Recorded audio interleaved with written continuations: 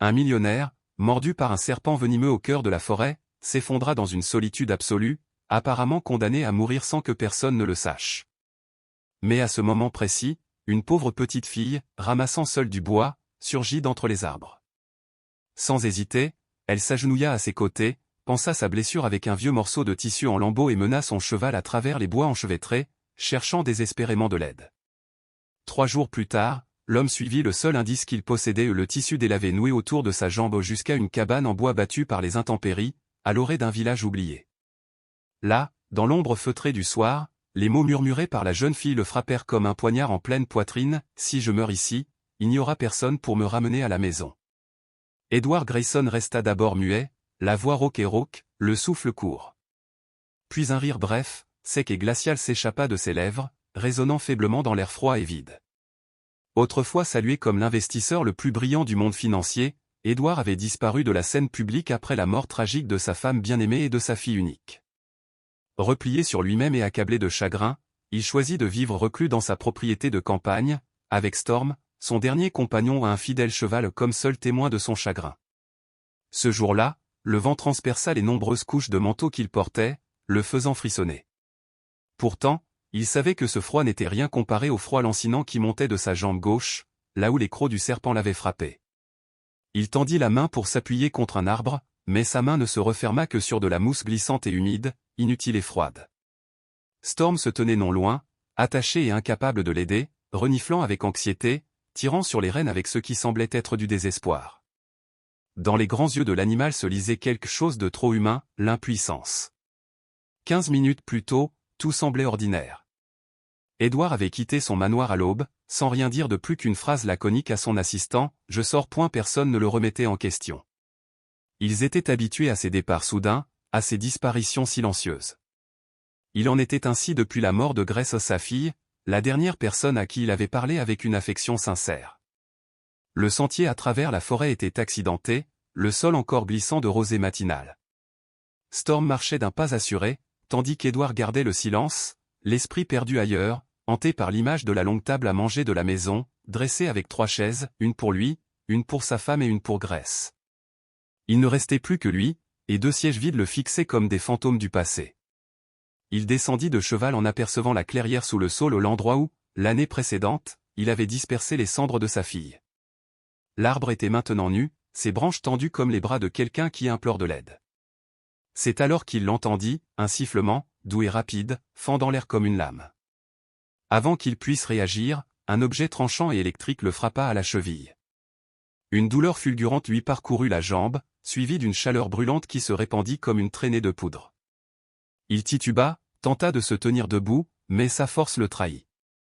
Il s'effondra, les paumes de ses mains heurtant le sol, n'attrapant que de la terre humide et des feuilles en décomposition. Non, il pensait point, cela ne peut pas finir comme ça. Il baissa les yeux vers sa jambe. La morsure du serpent enflait, la peau autour s'assombrissait d'un violet sinistre, suintant de sang. Le serpent lui-même avait disparu. Tempête et nid, réagissant instinctivement au danger, mais il n'y avait personne d'autre dans la forêt pour l'entendre. Edward essaya de ramper vers les rênes, centimètre par centimètre, mais après quelques mètres, son bras droit le lâcha. La sueur perlait sur son visage, sa vision s'embrouillait, ses pensées s'éparpillaient comme des feuilles au vent. L'espace d'un instant, juste un instant, où il vit Grace, vêtue de blanc, les cheveux emportés par une brise invisible, lui souriant de loin. « As-tu froid, Grace ? » ?»« Je suis désolé. » Ses yeux se fermèrent, non pas en signe de reddition, mais pour apaiser le tourbillon qui tournait dans son crâne. Dans ce qu'il pensait être son dernier instant, un étrange réconfort lui traversa l'esprit: « Au moins, je ne mourrai pas dans ce manoir. » Ailleurs, dans la même forêt, une canette vide tomba d'un sac en tissu usé, dévalant doucement une pente avant de se poser entre 2 racines tordues. Silencieuse. Oubliée. Comme la fille qui la portait. Sophia se pencha et le ramassa. Son visage resta impassible. Elle le rangea sous une doublure en tissu qui recouvrait une maigre portion de soupe froide. Ses mains étaient fines, ses ongles noircis par la terre. Elle ne regarda ni devant elle, dans la forêt, ni derrière elle. Elle continua simplement son chemin. Pendant des années, Sophia était allée seule dans cette forêt. Plus jeune, sa mère l'accompagnait. Elles ramassaient du bois ensemble. Puis sa mère tomba malade. Et puis, elle disparut, tout simplement. Depuis, la forêt était devenue son marché, même si elle n'y trouvait ni étal, ni voie, ni pièce. C'est laquelle échangeait des fagots de branches sèches contre un morceau de pain à la boutique de Madame Delaney. Sophia, 12 ans, n'avait pas d'amis et n'allait pas régulièrement à l'école. Elle parlait peu, mais elle écoutait toujours. Elle écoutait le vent battre leurs fragiles murs de bois la nuit. Elle écoutait Walter, son beau-père, traîner les pieds de la cuisine à la chaise. Elle écoutait la pluie s'abattre sur le toit en tôle rouillée. Et parfois, rarement, elle entendait le son de sa propre voix résonner dans les bois, faible, mais réel. Le couteau qu'elle portait était enveloppé dans un tissu de coton, la pointe émoussée par l'usage. Elle s'en servait pour couper les branches tombées en morceaux nets et réguliers. Ses mains, bien que jeunes, étaient fermes, habiles, mais jamais pressées. Le bois de chauffage ne servait pas qu'à faire du pain. C'était aussi son excuse pour rester loin de chez elle aussi longtemps que possible. Cet après-midi-là, même si l'air n'était pas vraiment froid, il était lourd autour d'elle comme de l'eau, lui collant à la peau. Elle emprunta le sentier familier et remarqua quelque chose d'étrange, des traces de sabots dans la terre. Personne au village ne montait à cheval aussi profondément dans les bois. Le chemin s'ouvrit devant elle. Des branches cassées jonchaient le sol. Des feuilles jaunes s'agglutinaient comme si elles étaient tombées d'un coup. Puis elle entendit un son, faible, presque invisible. Le souffle d'un cheval, court, rauque et instable. Un grand corps gisait, recroquevillé, sur le sol de la forêt. Sophia se figea. Son rythme cardiaque ralentit, sans s'accélérer. Elle ne courut pas, mais ne fit pas un pas en avant non plus. L'homme n'avait pas l'air ivre. Il n'avait pas l'air endormi. Il était allongé sur le côté, un bras tordu sous lui, le visage pâle et humide, les yeux fermés. Sa cheville était monstrueusement enflée, entourée d'un anneau noir et violet. Sophia n'avait pas besoin d'un livre pour le lui dire, c'était une morsure de serpent. Sans aide, il mourrait. Elle s'agenouilla et posa son paquetage. Instinctivement, ses mains cherchèrent son écharpe. Elle sortit de son sac les feuilles séchées, celles que sa mère utilisait pour apaiser les piqûres et les morsures. Un morceau de corde de paille lui servait de garrot. Ses mains tremblaient, mais elle travaillait avec précaution. Le sang ne coulait plus de la blessure, mais son pouls était faible, à peine présent. Storm, le cheval, se tenait à proximité, les muscles tendus, le regard perçant. Il attendait. Sophia jeta un rapide coup d'œil autour d'elle, fit un petit cercle dans la clairière, cherchant. Personne. Seulement des arbres, le silence, le bruissement des feuilles sèches. Elle retourna aux côtés de l'homme, s'accroupit et murmura, « S'il vous plaît, attendez-moi. Je reviendrai avec des adultes, promis. » Elle posa sa main sur le cou de Storm, le caressant doucement. « Et elle doit vivre. Ne me laissez pas tomber. S'il vous plaît. » Storm ne résista pas. Elle desserra les rênes, les mains encore tremblantes. Le cheval se laissa guider. Elle n'a pas regardé en arrière. Elle savait que si elle restait une minute de plus, il mourrait. Le ciel s'assombrit rapidement, comme si quelqu'un avait obscurci le monde. Elle serra fermement les rênes et entraîna Storm vers la lisière de la forêt, trébuchant sur des racines et des rochers déchiquetés. Mais elle ne s'arrêta pas. Storm n'était pas habitué à être monté à cru, mais le sol sous lui était mou et humide à cause des pluies récentes, alors il n'a pas protesté. Sophia grimpa sur lui avec toute sa force et sa mémoire. Autrefois, sa mère lui avait montré, une seule fois, comment monter à cheval. Storm était alors plus jeune, plus sauvage. Il était désormais son seul espoir. Il tressaillit lorsqu'elle lui donna un coup de talon, mais il obéit. Le vent lui mordait les joues comme des aiguilles. Des larmes coulaient sur son visage. Elle ne savait pas si elles provenaient de la peur ou du froid. Elle se pencha, saisissant sa crinière au lieu des rênes. Chaque pas saccadé de Storm lui faisait frissonner, mais elle tenait bon. Il le fallait. Mais elle ne s'est pas arrêtée. Au loin, une faible lumière jaune apparut, un point solitaire sur la pâleur de la nuit. Elle serra les dents, le cœur battant, et cria, « Allez, Storm, cours !» Pour la première fois depuis des années, sa voix s'éleva au-dessus du vent. Storm galopait, ses sabots couverts de boue restant stables, puissants et déterminés. À leur arrivée, Sophia ne rentra pas immédiatement. Elle attacha Storm à un vieux poteau de fer juste devant et resta là, haletante, les doigts crispés sur sa chemise. À l'intérieur, la lumière d'une fenêtre éclairait le mur. Des voix parlaient doucement, et une légère odeur d'antiseptique flottait dans l'air. Elle monta les marches, frappa 2 fois à la porte, puis recula. Une femme ouvrit la porte. C'était l'infirmière Angela. Une femme corpulente, les cheveux soigneusement tirés en arrière, vêtue d'un chemisier crème aux épaules effilochées. Elle examina Sophia de haut en bas, surprise de voir une enfant seule dehors par un temps aussi froid. « Qu'est-ce qu'il y a, ma chère ?»« Il y a un homme dans les bois, il a été mordu par un serpent, » dit soudain Sophia. « J'ai posé un garrot sur sa jambe. Il respire encore. J'ai amené son cheval ici. » Angela fronça les sourcils. « Tu es parti seul ?»« Oui, s'il vous plaît, c'est près du Grand Saule, à environ 2 galops de la lisière de la forêt. » Une porte s'ouvrit à l'intérieur. Un homme apparut, toujours vêtu de sa blouse blanche, un stéthoscope à la main. Le docteur Ethan Morgan, médecin-chef de cette petite clinique, originaire de l'ouest du pays, a exercé quelque temps en ville avant de rentrer chez lui suite à un deuil. « Que se passe-t-il » demanda-t-il, son regard se posant sur le cheval dehors. Angela parle en direct. Cette fille dit que quelqu'un a été mordu par un serpent dans les bois. Ethan ne posa aucune question. Il prit sa trousse de premiers secours et se tourna vers un assistant de garde. Prenez la civière portative, une grande lampe de poche et des couvertures chaudes. Puis il regarda Sophia, sans la questionner, simplement pour confirmer. Pouvez-vous nous montrer le chemin ? Sophia hocha la tête. 10 minutes plus tard, une vieille Jeep toussa et démarra. Sophia était assise à l'arrière avec Angela. Storm était attachée près d'une petite écurie à côté de la clinique. Elle ignorait le nom de l'homme, seulement que son cœur battait de plus en plus vite à chaque cahot. Lorsqu'ils arrivèrent à cet endroit, Sophia courut devant eux, les guidant à la lumière d'une lampe. Édouard était toujours allongé, immobile.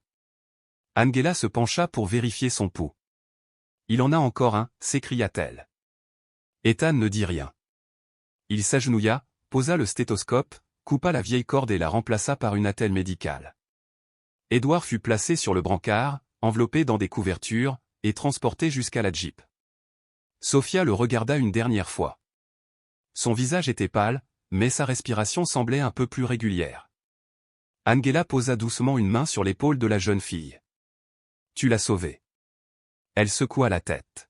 « J'ai juste fait ce que maman disait toujours, ne laisse jamais personne derrière toi. » Le petit poste médical se dressait silencieusement à la lisière de la ville, juste à côté du chemin de terre menant à la vieille forêt. Le toit en tôle délavée reflétait la pâle lueur de l'aube. Pas de klaxon, pas de voix, seulement le souffle sec du vent matinal qui s'infiltrait par les fentes des fenêtres. Et, au cœur de cette aube tranquille, le faible battement de cœur d'un homme qui venait d'être ramené d'entre les morts. Edward Grayson ouvrit lentement les yeux. La lumière terne attaquait ses rétines comme une lame émoussée.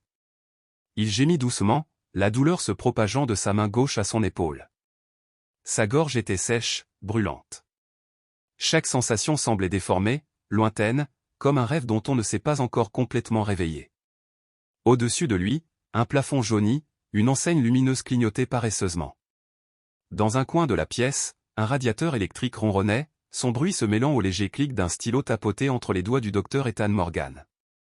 Un homme d'une 50aine d'années, aux cheveux grisonnants et à l'allure calme, mais au regard aussi perçant qu'une lame de scalpel, vérifiait le pouls du patient, observant avec l'attention de quelqu'un feuilletant un dossier oublié. « Il est réveillé » dit Ethan doucement, sans même regarder l'infirmière à ses côtés. Angela, ses cheveux gris soigneusement tirés en arrière, le regard attentif, posa un linge chaud sur le front d'Édouard. Elle ne parla pas.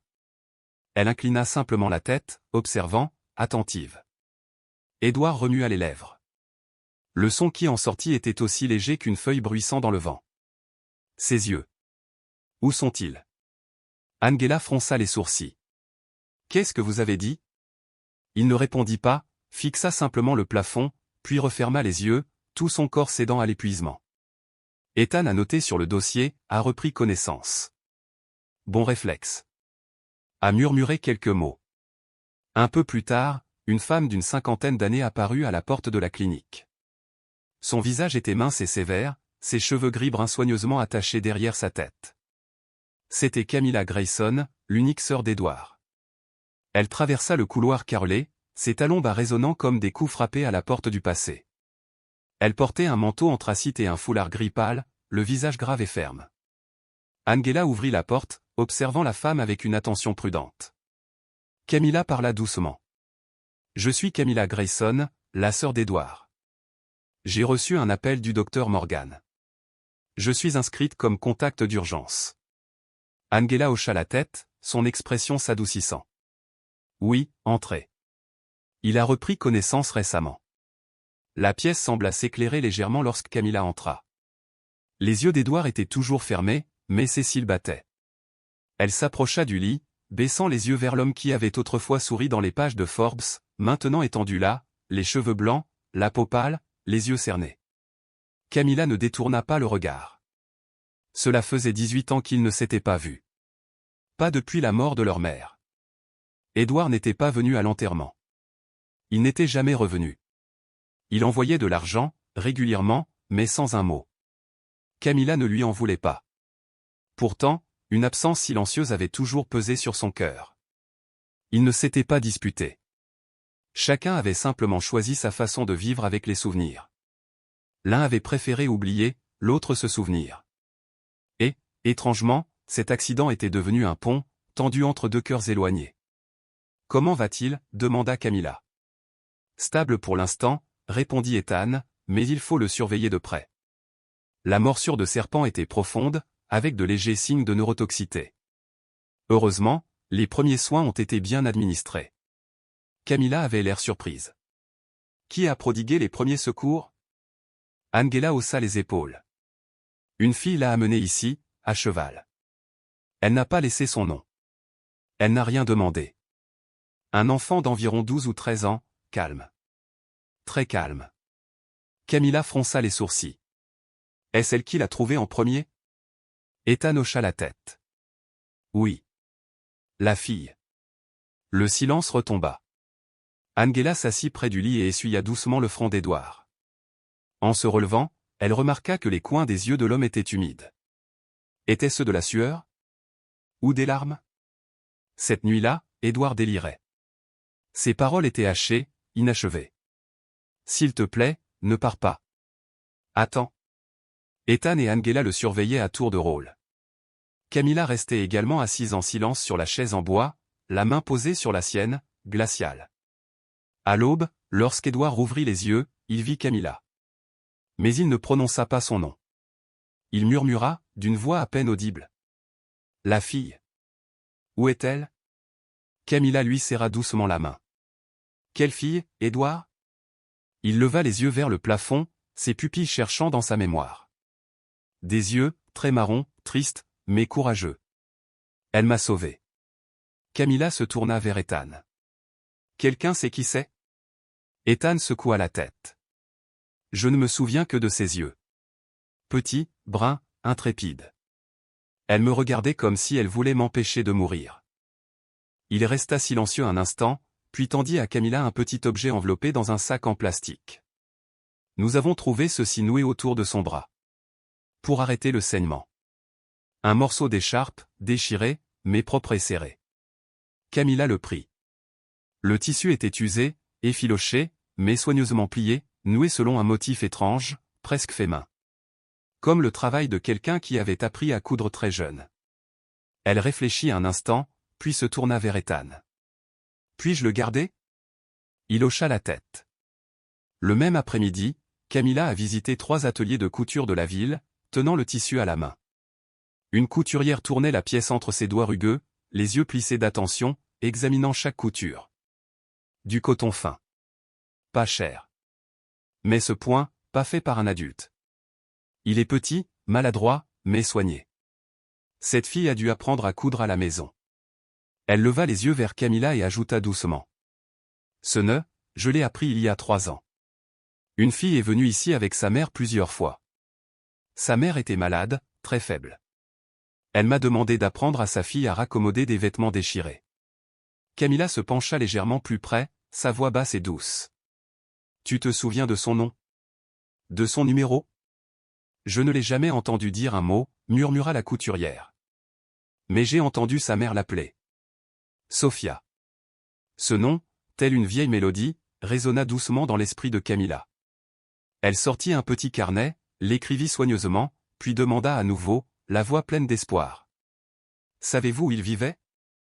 La femme réfléchit un instant. Pas exactement, mais je crois qu'ils échangeaient du bois de chauffage contre de la nourriture dans l'ancien magasin de Madame Delaney. Celui à côté du treillis de citrouille. Elle le sait peut-être. Camilla la remercia, puis sortit de la boutique. La neige avait commencé à tomber, douce et clairsemée, glissant silencieusement sur les pavés.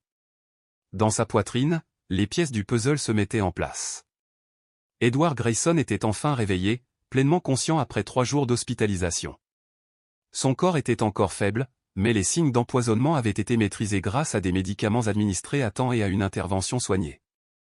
Le docteur Ethan hocha la tête après avoir vérifié son pouls et sa vue. Angela, avec une diligence discrète, lui prépara un léger thé au gingembre. C'est la première fois que je le vois boire quelque chose de chaud sans froncer les sourcils, dit-elle avec un doux sourire. Depuis son lit d'hôpital, Edward se tournait sans cesse vers la fenêtre, où la pâle lumière du soleil filtrait sur le porche en mince ruban. Il parlait peu, mais dès que quelqu'un mentionnait la jeune fille, son regard s'illuminait brièvement, puis s'adoucissait à nouveau, comme s'il tenait fermement quelque chose de précieux en lui. Dehors, il pleuvait. Pas une forte pluie, pas un bruit assourdissant, juste une bruine discrète comme un souffle froid du matin, qui transperçait un col en laine et se déposait timidement sur les cheveux. Le chemin de terre qui traversait le village serpentait entre de vieilles maisons aux toits de tôle, une station-service abandonnée et des rangées d'arbres solitaires. La lumière matinale était terne, suffisamment vive pour distinguer les visages, mais pas assez chaude pour toucher quoi que ce soit. Edward Grayson se tenait sous l'auvent d'un petit café, fermé depuis longtemps. Il tenait un parapluie emprunté à l'infirmière Angela, qui flottait presque au vent, et dans l'autre main une photo du cheval au storm. Une photo qu'il avait trouvée dans un vieil album, imprimée et emportée avec lui comme une boussole. Personne ne se souvenait de la fille. Personne ne connaissait son nom. Mais peut-être que quelqu'un avait vu le cheval. Il s'arrêta à chaque boutique de bord de route, un cordonnier, un petit marchand de légumes, puis le marché aux puces à l'entrée du village. À chaque endroit, d'une voix rauque mais déterminée, il demanda. Quelqu'un a déjà vu une fille? Une 12aine d'années. Cheveux bruns. Avec un cheval avec une marque blanche en forme d'étoile sur le front? La plupart ont secoué la tête. Certains ont simplement haussé les épaules. Un homme a même demandé. Est-ce qu'elle a volé quelque chose? À midi, Edward arriva au magasin général Delaney, une maison basse en bois à la peinture écaillée, au toit de tôle et à côté d'un treillis de courges desséchées. La propriétaire, Madame Delaney, âgée d'environ 65 ans, était mince mais alerte. Lorsqu'Edward entra, elle rangeait de vieilles boîtes en fer blanc sur une étagère poussiéreuse. « Excusez-moi » commença-t-il poliment mais fermement, « puis-je vous demander quelque chose ?» Madame Delaney leva les yeux, lui jeta un bref coup d'œil, puis plissa les yeux. « De quoi avez-vous besoin, monsieur ?» Edward hocha légèrement la tête. Sa voix était basse et posée. « Je cherche une fille. Une 12aine d'années. Cheveux bruns. Elle venait souvent dans ce village, elle vendait du bois de chauffage. Tu l'as peut-être déjà vue. » Madame Delaney fronça les sourcils. « Désolé, tu le es ?» Il s'arrêta, puis sortit un petit tissu de la poche de son manteau, celui que Sophia avait enroulé autour de son bras pour arrêter le saignement. « Edward Grayson, dit-il doucement. Je suis l'homme qu'elle a sauvé. Il y a quelques jours, j'ai été mordu par un serpent dans la forêt. » Le regard de Madame Delaney changea instantanément, passant de fatigué et indifférent à perçant et scrutateur. Elle baissa les yeux sur le tissu qu'il tenait à la main, ses doigts tremblant légèrement, parcourant les points irréguliers. « Ceci. » dit-elle d'une voix rauque, « je reconnais cette couture.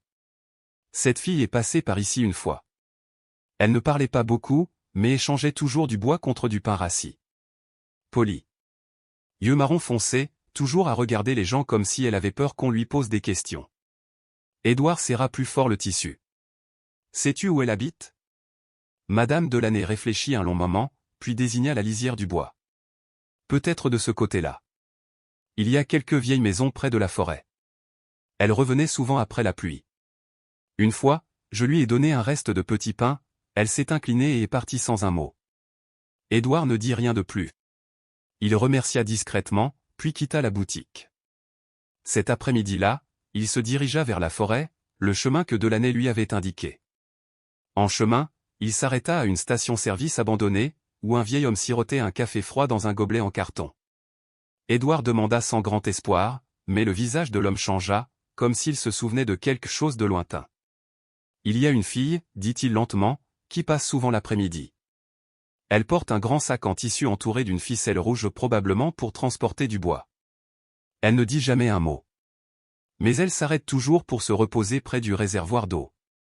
Un jour de pluie, je l'ai vue se couvrir la main d'un morceau de tissu, exactement comme celui que tu tiens. » Édouard sortit le tissu de sa poche. Le vieil homme hocha lentement la tête. « Je ne connais pas son nom. Mais si tu continues vers le bois, après 3 érables cassés, tu verras une clôture effondrée. Elle habite peut-être dans le coin. » Édouard hocha la tête en guise de remerciement. Lorsqu'il atteignit les bois, il se trouva devant un portail en bois brisé. Il regarda à travers les arbres touffus. Personne. Aucune voix. Juste le doux bruit de l'eau qui ruisselait des toits de chaume sur la terre humide, et l'odeur de vieille moisissure qui s'infiltrait dans l'air. Une porte en bois affaissé était entr'ouverte. Derrière elle, un toit bas, caché parmi les arbres. Édouard fit un pas en avant. Pas d'aboiement de chien. Pas de bruit de pas. Mais quelque part dans cet espace, il le sentait. Une paire d'yeux l'observant silencieusement. Comme la forêt elle-même, observant un étranger. Il n'avait pas peur. Et il ne parlait pas. Il restait là, planté là, et attendait que quelque chose se passe. Vous êtes-vous déjà senti comme cette fleur qui essaie de fleurir au milieu de l'hiver? Si vous en avez, commentez oui. Sinon, commentez non. Tu caches encore de la nourriture, hein? Espèce de sale gosse. Le cri rauque retentit à l'intérieur de la vieille cabane en bois près de la forêt. Walter Brigg, un homme d'une 40aine d'années aux cheveux gras et à la barbe hirsute, sortit en titubant de la cuisine pour gagner le salon. Ses yeux étaient injectés de sang. L'odeur de l'alcool imprégnait sa chemise froissée. Il avait été charpentier. Mais après la mort de sa femme, la mère de Sophia, il ne restait plus que lui, la bouteille et des accès de rage insensés. Sophia se tenait près du poêle, serrant contre elle un sac en tissu déchiré. Elle ne disait rien. Toute réaction ne faisait qu'aggraver les coups. À 12 ans, elle avait appris le genre de silence qui épargne la douleur. Walter s'approcha en titubant, le bras levé. Frappez, frappez. Le bruit à la porte retentit soudain. Walter se figea, les yeux plissés vers l'avant. Sûrement un de ces foutus vendeurs d'huile, ou une autre bêtise, murmura-t-il. Puis il aboya. Reste là. Ne bouge pas. Il ouvrit brusquement la porte en bois pourri, l'irritation dans la voix. Que veux-tu? Là se tenait un homme grand, aux cheveux grisonnants, portant un pardessus sombre. Edward Grayson. Edward fronça le nez en sentant la forte odeur d'alcool qui émanait de la chemise de Walter. Il jeta un coup d'œil par-dessus l'épaule de l'homme et aperçut une petite silhouette qui s'éloignait, les yeux brillants avant de disparaître à nouveau. « Mes excuses », commença Edward doucement. « Je suis Edward Grayson. Il y a 3 jours, une jeune fille m'a sauvé la vie dans la forêt. Je suis venu la remercier. » Walter plissa les yeux, sa voix dégoulinant de dédain. « Il n'y a pas d'enfant comme ça ici. Tu t'es trompé de maison. » « Je ne pense pas, » répondit calmement Edward en sortant un petit morceau de tissu de sa poche. « Elle a utilisé ça pour bander mon pied. » Walter regarda le tissu, son ton étant désormais plus sec. « Un chiffon. Ça ne prouve rien.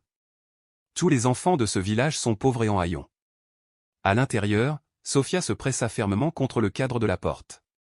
Elle tenait un autre tissu, identique à celui d'Edward.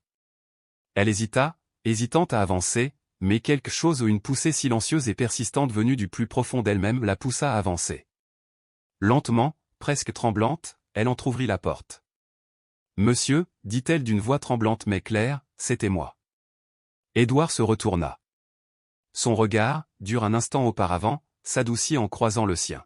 « Est-ce que ça va ?» demanda-t-il. Sophia fit un petit signe de tête, mais avant qu'elle ne puisse dire quoi que ce soit de plus, la voix de Walter rugit de l'intérieur. « Retourne dans ta chambre.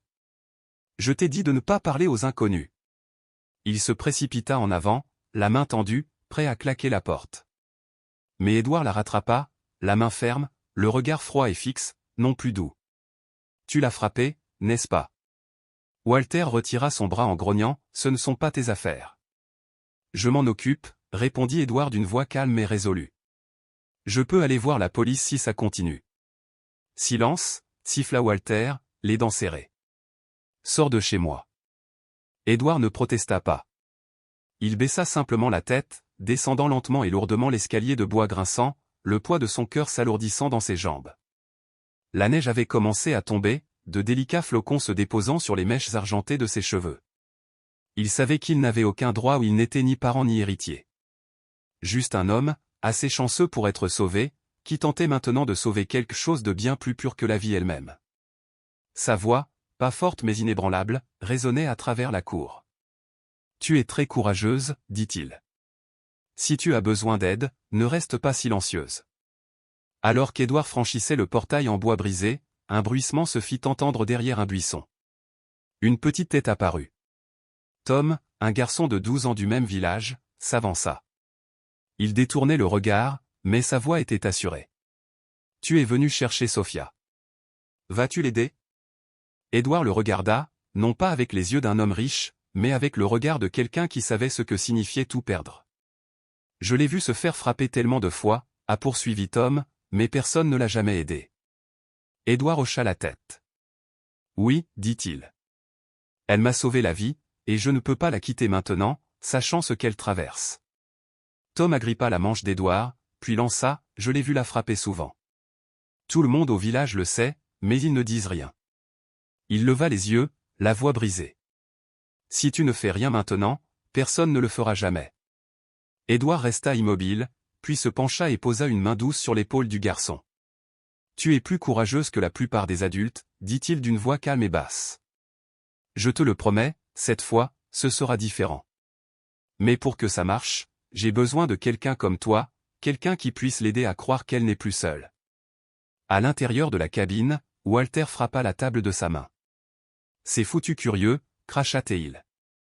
Sophia était assise contre la porte, une nouvelle marque rouge sur sa joue. De sa poche, elle sortit le tissu celui d'Édouard les mains tremblantes. Pour la première fois depuis des années, elle n'avait plus peur d'un adulte. Dehors, la pluie avait cessé. La lumière du soleil filtrait doucement à travers une fissure du mur, se déposant sur sa paume ouverte, là où la saleté et les égratignures rencontraient quelque chose de petit, vacillant à un espoir fragile. Ce matin-là, le vent était calme. Édouard Grayson était assis dans un petit café à l'orée du village, les mains jointes autour d'une tasse en porcelaine ébréchée. L'odeur du vieux café, du bois humide et de la pluie de la veille flottait dans l'air. Un homme de grande taille, vêtu d'un uniforme simple, entra. L'adjoint Carl Jenkins, 35 ans, était le seul policier encore en poste dans cette zone rurale. Il n'était ni bruyant ni tapant à accent grave l'œil, mais il était toujours là quand personne ne le regardait. « Merci d'être venu, » dit doucement Édouard tandis que Carl s'asseyait. « Tu as dit que c'était important, » répondit Carl en tirant la chaise vers lui. Édouard ouvrit son portefeuille, plaçant un morceau de tissu soigneusement plié et une photo d'un cheval, Storm, sur la table. « Cette fille, Sophia, » commença Édouard, « elle m'a sauvé de la mort. Personne ne la connaît vraiment, mais j'ai rencontré son beau-père. J'ai vu la façon dont il la regardait. Je ne crois pas qu'elle soit en sécurité là-bas. » Carl se pencha en arrière, sa voix calme. « Avez-vous d'autres preuves ?» Édouard secoua la tête. « Pas encore. Mais je crois qu'en creusant assez profondément, on finit par trouver. Avant, je pensais que je ne devais pas m'impliquer, mais maintenant, garder le silence, c'est comme laisser les choses se produire. » Carl regarda à nouveau le tissu, puis hocha lentement la tête. « Je vais consulter les archives. » Sans promesse. Édouard eut un léger sourire, les yeux fatigués mais pleins d'espoir. « Ça suffit. » À la clinique, le docteur Ethan Morgan feuilletait de vieux dossiers. Camilla lui avait raconté l'étrange histoire de la jeune fille qui avait mené le cheval chercher de l'aide la veille. Angela, l'infirmière en chef, avait été la première à mentionner le regard de la jeune fille, effrayée, mais déterminée. Elle n'a pas dit son nom, se souvient Angela, mais quand je lui ai demandé qui était blessé, elle n'a dit qu'une chose, un vieil homme. Morsure de serpent. Saignement. Puis plus rien. Lorsque Camilla suggéra que la jeune fille pourrait s'appeler Sophia Harper, quelque chose remua dans la mémoire d'Ethan. Il fouilla dans des dossiers incomplets datant d'il y a des années ou des dossiers de patients des urgences sans assurance, souvent des gens vivant dans les bois.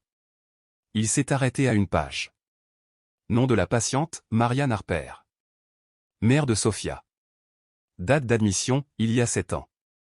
État, forte fièvre, toux, insuffisance respiratoire. Remarque, absence d'assurance, refus de traitement prolongé. Son visage scintillait faiblement dans sa mémoire, une femme mince et silencieuse, ses yeux cachant quelque chose de bien plus profond que la maladie. Dans un autre coin du village, le député Karl s'arrêta près de la petite église en bois. Le père Lewis, un homme bienveillant à la barbe blanche comme neige, arrosait les rosiers. « Père, connaissez-vous une fille nommée Sophia Harper ?» Le père Lewis marqua une pause, puis hocha lentement la tête.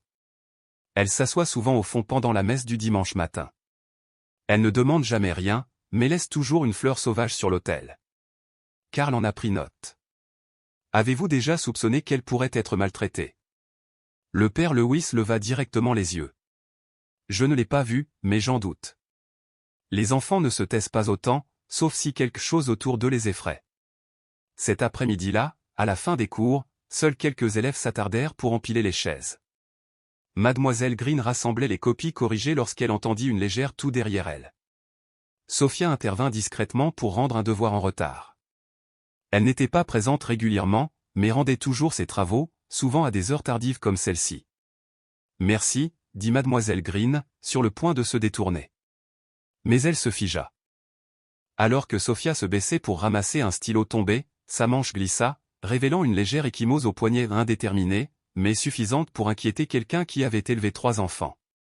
Sa voix s'adoucit. « Ça va, Sophia ?» Sophia a rapidement baissé la manche. « Oui. Juste une chute, madame. » Green n'en demanda pas plus, pas sur le moment. Mais en quittant la classe, Sophia s'approcha de la porte et regarda la fille disparaître dans la cour d'école détrempée. Juste à ce moment, le député Karl, fraîchement sorti de l'église, passa. Apercevant Mademoiselle Green sous l'auvent, il s'arrêta pour la saluer. « Mademoiselle Green, je recherche une étudiante, Sophia Harper. La connaissez-vous » Green le regarda, puis fit un petit signe de tête. « Je viens de voir quelque chose d'inquiétant.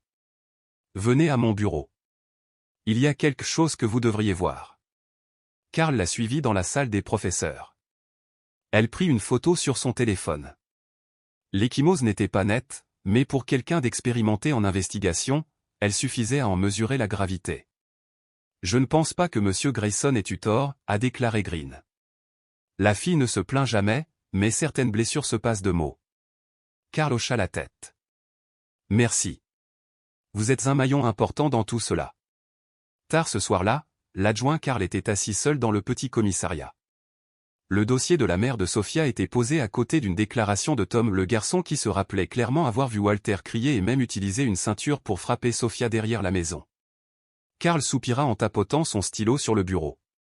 Tout était encore dispersé en fragments et murmures mais un à un, d'Edward, Ethan, Miss Green à Tom, ils formaient un tableau plus vaste. Les mots d'Edward résonnaient dans son esprit. Si je reste silencieux, c'est comme si je laissais les choses se produire.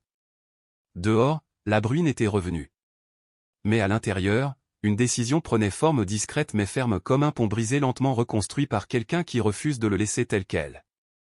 Le crépuscule d'été projetait une lumière dorée à travers le feuillage épais, oblique sur le toit en bois pourri comme s'il essayait de révéler quelque chose d'encore non dit. Au loin, des pas doux résonnaient sur le sol humide. Edward Grayson se tenait devant la porte tortueuse. Storm, son fidèle cheval noir, se tenait à ses côtés, sa crinière flottant doucement au vent. Il n'y eut aucune réponse au premier coup. Un long silence s'installa avant que la porte de derrière ne s'ouvre en grinçant. Sophia, une petite fille aux cheveux bruns emmêlés et aux yeux marron foncé, sortit. Un châle usé était jeté sur ses épaules. Ses yeux s'écarquillèrent à sa vue et à celle de Storm. « Walter n'est pas à la maison » demanda doucement Edward. Elle hocha légèrement la tête. Son ami l'entraînait à boire depuis midi. Edward ôta son chapeau, resta un moment sous les combles, puis s'assit au bord des marches de bois. « Je veux te demander quelque chose. Juste pour comprendre. Pas pour te le dire, mais pour faire ce qu'il faut. » Sophia hésita. Son regard suivit la main d'Edward, posée sur la crinière de Storm, dans un geste familier et doux. Après un moment de silence, elle vint s'asseoir sur la marche opposée, laissant un peu d'espace entre eux.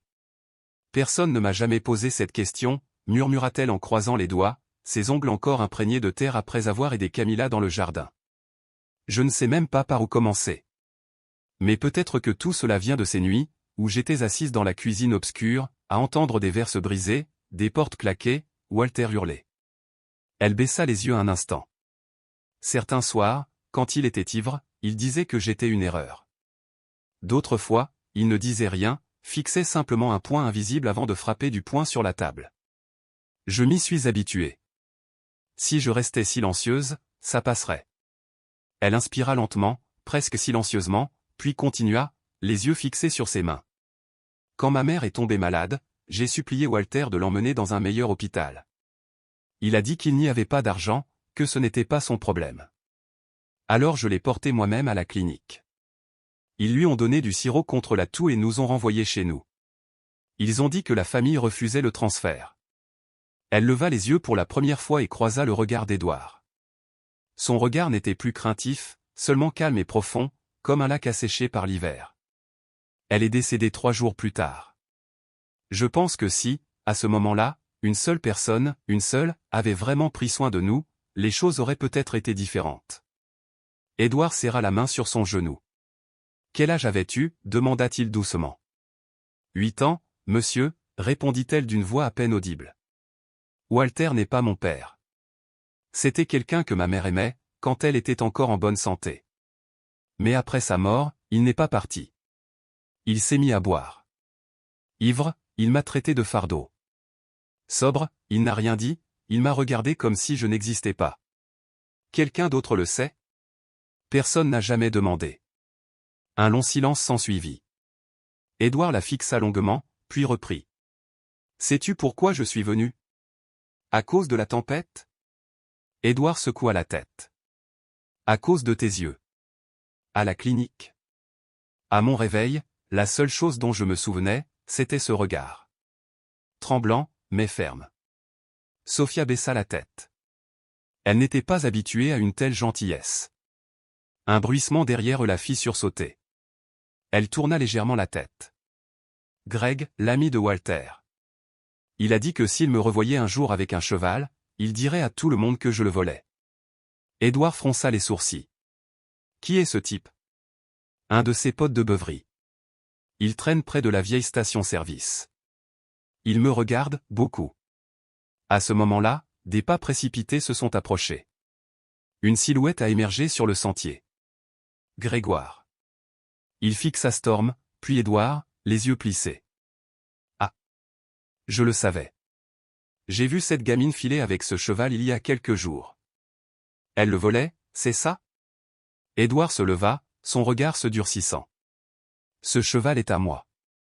Et cette fille, elle m'a sauvé la vie. Greg fit un pas en arrière, mais grommela à nouveau. Si Walter découvre cela, il ne le laissera pas passer. Édouard n'a pas bronché. Si cela peut m'aider à découvrir d'anciennes vérités, j'espère qu'il viendra.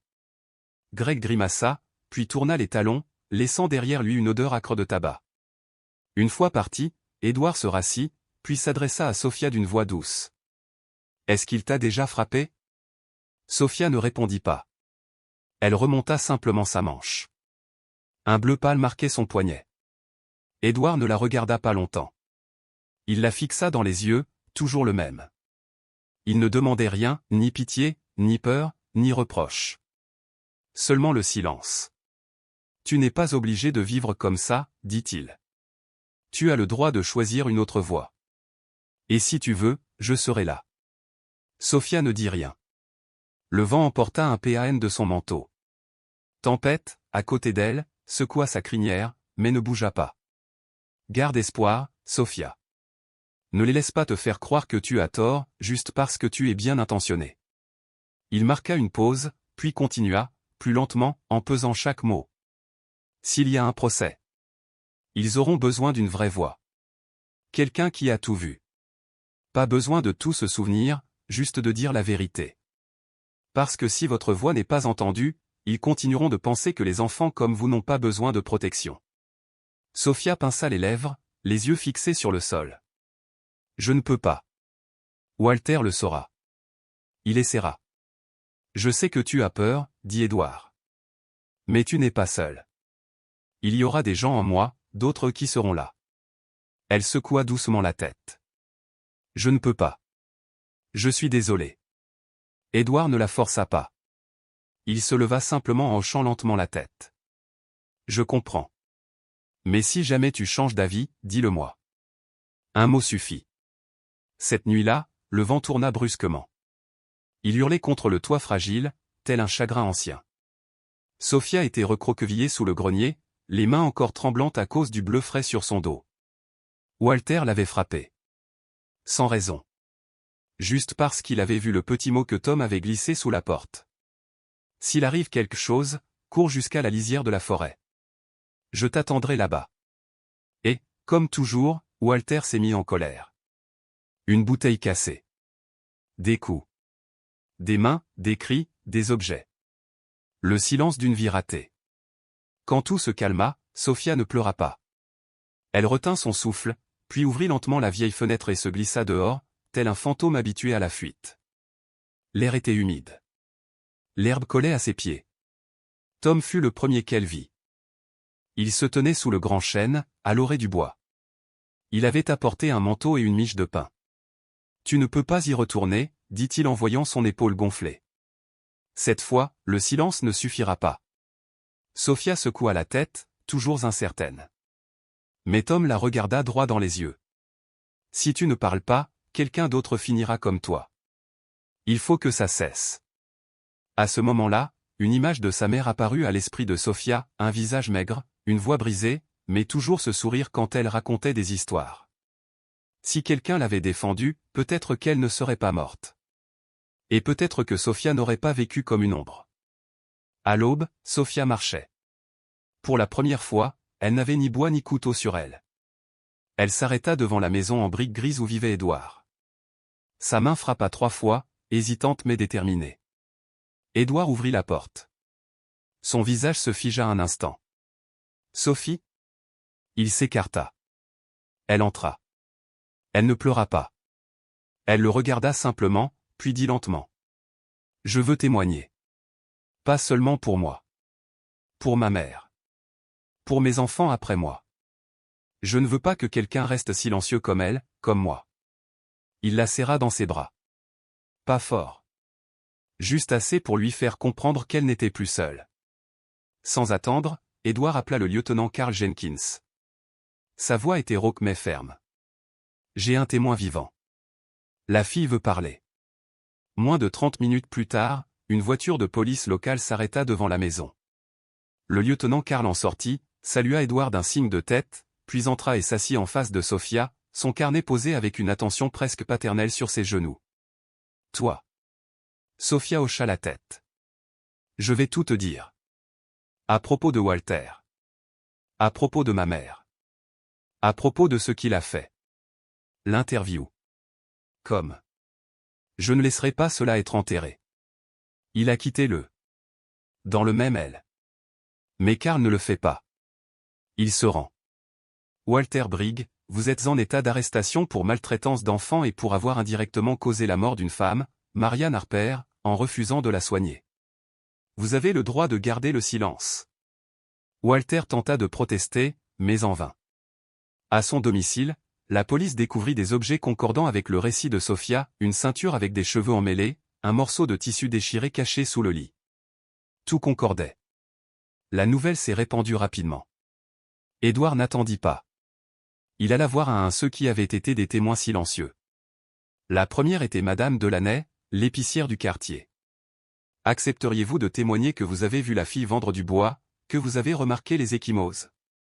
Elle hocha la tête, les doigts crispés sur son tablier. « Je ne resterai plus silencieux. » Puis il alla voir Mademoiselle Green, l'enseignante qui avait un jour pris une photo en cachette de Sophia, révélant les marques sur son dos. Elle acquiesça sans un mot. Finalement, Édouard se tourna vers le père Lewis, le prêtre du village, celui qui avait autrefois écouté la mère de Sophia avec compassion. « Je dirai la vérité, » répondit-il d'une voix douce. « Pour le bien des yeux de cet enfant, et pour la mère qui, un jour, implorait un peu d'espoir. Édouard rentra chez lui à l'aube. Sophia dormait sur le canapé, une couverture sur les épaules. Storm se tenait devant la fenêtre, immobile. Édouard savait que le lendemain serait difficile. Mais il n'était plus seul. Et cette petite fille, celle-là même qu'il avait autrefois arrachée à la mort, venait de commencer à se sauver, avec un courage qu'on n'apprend dans aucun livre. Le ciel était plombé. Une lumière pâle filtrait par les hautes fenêtres du palais de justice, couleur d'une vérité à venir.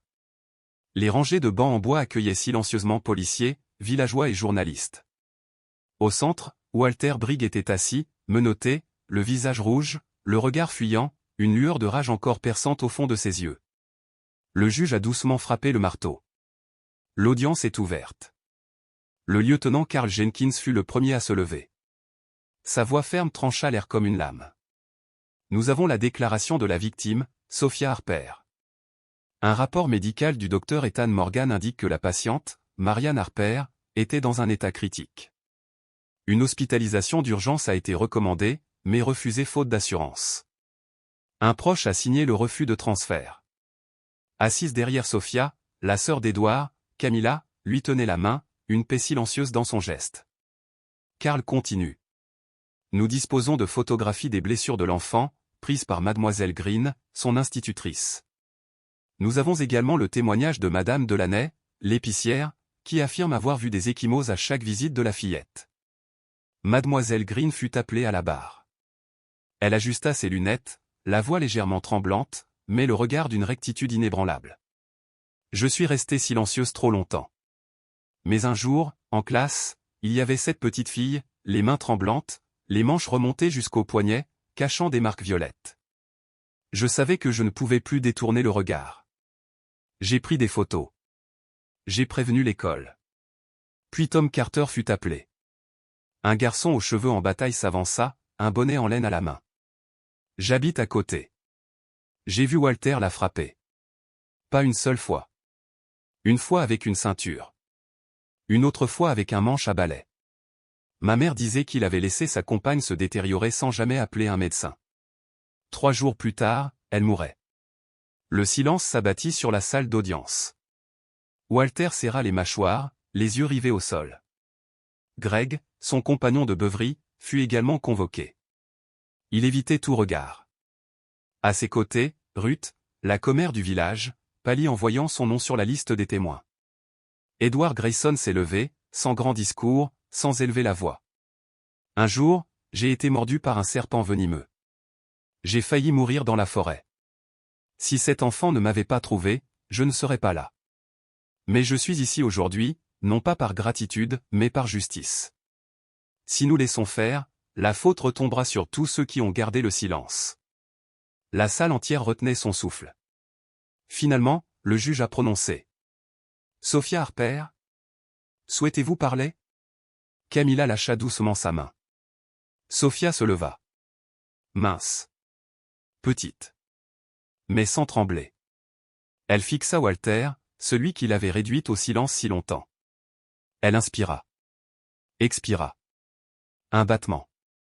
Je ne veux plus me cacher. Sa voix, douce mais claire, tranchait le silence comme une étincelle dans la nuit. Je pensais qu'en ne parlant pas, les choses disparaîtraient. Mais elles ne disparaissent pas. Elles persistent. Chaque jour. Elle s'arrêta. Elle regarda Walter, celui qui l'avait traité de fardeau inutile. Ma mère s'appelait Marianne. Elle travaillait au restaurant près de la ville. Même épuisée, elle me racontait toujours des histoires avant de dormir. Un jour, elle a toussé et s'est évanouie. J'ai supplié Walter de l'emmener à l'hôpital. Il a refusé. Pas d'argent. J'ai couru à la clinique. Le médecin a dit que c'était urgent. Mais sans assurance, sans sa signature, ils lui ont donné du sirop. Et nous ont renvoyés. La gorge est sciée. Mais elle continue. Elle est morte 3 jours plus tard. Dans la douleur. Seule. Avec moi. Un frisson parcourut la pièce. Quelqu'un pleura. Walter détourna le regard. Après ça, Walter a continué à boire. Sobre, il n'a rien dit. Ivre, il m'a frappé. À coups de ceinture, de poing, avec tout ce qu'il avait sous la main. Sophia baissa la tête, puis la releva, les yeux fermés. Personne ne devrait vivre comme ça. Personne ne devrait se taire par peur. Je suis ici parce que je veux que ça cesse. Derrière elle, Miss Green pleurait. Tom serrait sa casquette. Camilla tenait la main d'Edward. Le juge hocha la tête. Sur la base des preuves, des témoignages et des déclarations de la communauté, le tribunal déclare Walter Brigg coupable de maltraitance d'enfants, de négligence ayant entraîné une mort évitable et d'intimidation de témoins. Il est condamné à la peine maximale prévue par la loi de l'État. Walter ne cria pas. Il ne se débattit pas. Il baissa simplement la tête, et dans ses yeux, pour la première fois, il n'y eut plus de colère. Seulement du vide. Après le procès, Edward et Camilla restèrent silencieux au milieu de la foule qui se dispersait. Edward prit les papiers des mains de l'avocat, puis se tourna vers la petite fille dont la voix venait de réveiller des années de silence. Le greffier acquiesça, mais la procédure judiciaire ne fut pas immédiate. L'avocat dut déposer une requête officielle, et Camilla passa des jours à préparer les documents nécessaires. Edward soumit un récit détaillé de leur relation avec Sophia, expliquant pourquoi il souhaitait l'adopter. Ils ont attendu 3 semaines. Durant cette période, Sophia a vécu dans une famille d'accueil agréée, spécialisée dans l'accueil des enfants maltraités. Bien que le foyer fût sûr, chaleureux et bienveillant, une part d'elle-même comptait les jours avant que ne commence un avenir véritablement sien. Finalement, le jour de la décision du tribunal, ils se réunirent à nouveau. L'assistante sociale présenta un rapport élogieux sur le domicile d'Edward et Camilla. Le docteur Ethan Morgan et mademoiselle Green envoyèrent des lettres, témoignant chacun des changements observés chez Sophia, sa posture, sa voix, son regard. Le juge a signé les papiers d'adoption. Edward ouvrit les bras et Sophia s'y jeta comme si c'était la chose la plus naturelle au monde, comme si elle avait toujours su que l'espace l'attendait. Elle ne pleura pas. Elle murmura, juste assez fort pour être entendue. « Merci de m'avoir écouté. » Ce soir-là, alors que le palais de justice se vidait et que les pas s'estompaient sur les pavés enneigés, les premiers flocons de neige de la saison commencèrent à tomber. Personne ne parlait. Les habitants s'attardaient, échangeant des regards sous le ciel froid, comme s'ils réalisaient seulement maintenant combien de temps leur ville avait vécu sous le poids du non-dit. Camilla boutonna le manteau de Sophia. La petite fille se tenait au centre de la cour, le visage levé vers le ciel, sans ciller. « Je n'ai jamais vu la neige aussi belle, » murmura-t-elle, comme si elle disait quelque chose d'étranger et d'oublié.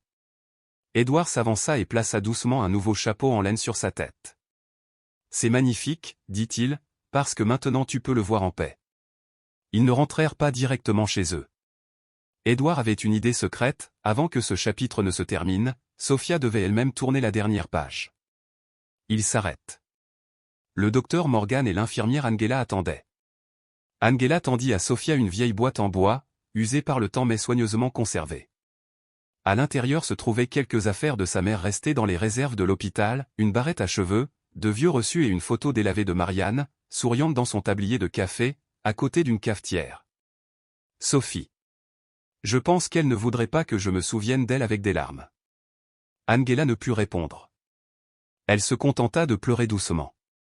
Sur le chemin du retour, ils s'arrêtèrent au cimetière. Sophia s'avança et déposa un bouquet de fleurs séchées, pressé par mademoiselle Green, sur le petit coin de terre où reposait sa mère.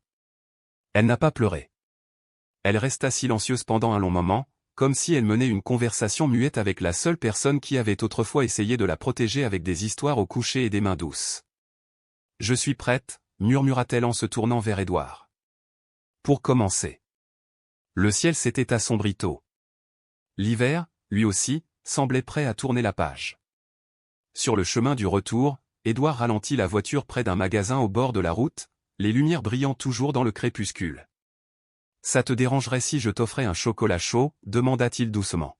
« Il fait plus froid que d'habitude ce soir. » Sophie. À l'intérieur de la boutique, seul le léger tintement des cuillères et la vapeur montante emplissaient le silence. Le monde extérieur était devenu pâle et immobile. Sophia sirotait lentement. Edward posa sa tasse et se tourna vers elle. « Sophia, dit-il, tu sais, tu n'es pas la première personne à m'avoir sauvée. » Elle le regarda, curieuse, mais ne dit rien. « J'ai eu une fille, Grace. Elle était plus jeune que toi. Elle dessinait sur tous les murs blancs de la maison et riait chaque fois que sa mère la grondait. Sa voix baissa. Un jour, en camping, j'ai détourné le regard pendant moins d'une minute. Elle est tombée dans un ravin. Comme ça. Elle avait disparu. Sophia ne parlait pas. Mais sa main reposait doucement sur la table, comme pour lui dire « Je t'écoute ». J'ai perdu ma femme peu de temps après. Et pendant de nombreuses années, je me suis perdu moi-même. L'argent, le succès, rien ne m'a jamais donné le sentiment d'être vraiment vivant. Jusqu'à ce que j'ouvre les yeux dans cette clinique et que je vois un enfant qui avait tout risqué pour un inconnu. Il s'arrêta. « Sais-tu pourquoi je veux t'adopter » Elle leva les yeux. « Parce que je t'ai sauvé. » « Non, » répondit Édouard. « Parce que tu as survécu. Même quand personne ne t'a sauvé. Et je crois que si quelqu'un mérite un nouveau départ, c'est bien toi. » Il y eut un long silence. Puis, pour la première fois, Sophia parla avec une petite lueur de confiance dans la voix. « Je ne suis pas comme Grace. »« Non, » dit Édouard. Le lendemain matin, la neige tombait plus épaisse qu'avant. La route menant au village disparut sous un manteau blanc, telle une page blanche attendant d'être réécrite. La petite maison d'Edward Grayson, à la périphérie de la ville, avait été rangée, rafraîchie comme un endroit qui savait que le printemps viendrait un jour. Dans la cuisine, Camilla rinçait des fruits de mer. Une odeur chaude emplissait la maison. Sophia, dans un coin, ponce délicatement une vieille lampe à la peinture écaillée. Ses mains étaient encore tachées de verre, mais son regard n'exprimait plus la peur. Elle retournait à l'école. Elle avait un lit à elle et une bibliothèque remplie d'histoires de Louisa May Alcott. Cet après-midi-là, Édouard l'emmena à l'écurie. Storm broutait l'herbe enneigée. Sophia hésita avant de s'avancer, posant sa main sur le cou du cheval. « Je sais qu'il n'est pas à moi, » dit-elle doucement. Édouard sourit. « La tempête t'a choisi. Et quand un cheval choisit, nous l'écoutons. » Il s'assit sur le banc à proximité. La lumière de la neige brillait autour de lui. « Tu m'as beaucoup parlé de toi, » dit-il. « Aujourd'hui, laisse-moi te dire ce qui m'a changé. » Sophia s'assit à côté de lui, écoutant sans cligner des yeux. Il lui raconta son enfance. Le divorce. Une mère partie. Un père qui ne le regardait jamais. Comment il avait froid. Comment il était devenu riche, mais jamais rassasié. Sa mort l'a brisé comme un miroir qui ne le reflèterait plus jamais de la même manière. Il fut un temps, dit-il, où je voulais devenir cendre. Mais je pense, si nous reconnaissons quelqu'un qui lutte encore contre ces ténèbres, nous devons l'atteindre. Nous ne pouvons pas attendre qu'il disparaisse. Comme Grace. Sophia ne dit rien, mais elle posa sa petite main sur la sienne. Peau froide. Toucher chaud. Elle s'accrocha. Plus tard dans la journée, elle apporta à Camilla une tasse de cacao, puis sortit sur le porche. Les champs s'étendaient blancs jusqu'au carrefour. D'autres enfants faisaient de la luge, lançant des anges de neige dans les airs. Elle observa un moment, tenant toujours la vieille lampe qu'elle venait de restaurer. Tom l'a vue. Il lui a fait signe. Et pour la première fois depuis des semaines, Sophia sourit. Plus de dissimulation dans son regard. Plus de confusion. Juste de la lumière. Une lumière douce et constante. C'était encore l'hiver. Il faisait encore froid. Mais sous la clôture de pierre, de petits personnages avaient commencé à fleurir. Sophia comprit alors, parfois, pour fleurir en hiver, il faut survivre à la tempête la plus longue et la plus amère. Certains enfants ne grandissent pas en vieillissant, mais en survivant. Et certaines âmes, longtemps figées dans le chagrin, peuvent encore s'éveiller, simplement par leur regard. Sophia avait traversé l'hiver le plus sombre de sa vie, et maintenant, enfin, la neige avait commencé à fondre. Et les fleurs avaient commencé à fleurir.